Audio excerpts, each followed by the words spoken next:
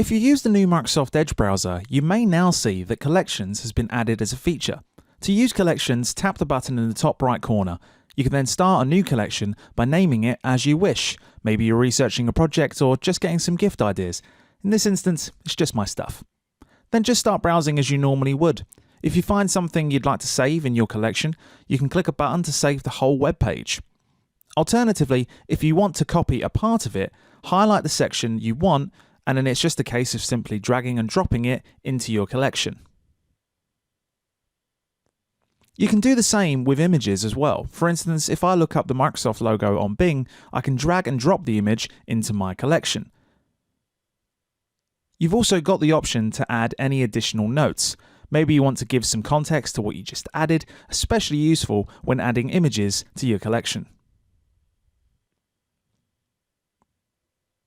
Once you're done, you can export your collection to Word or Excel. In this case, we are going to use Word. Assuming you've signed in with your Microsoft account, Collections will open a Word Online document.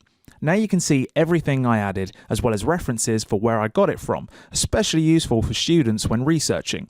What's great is that it's also saved in your OneDrive automatically, so you can access the newly created file anytime. Try Collections out yourself.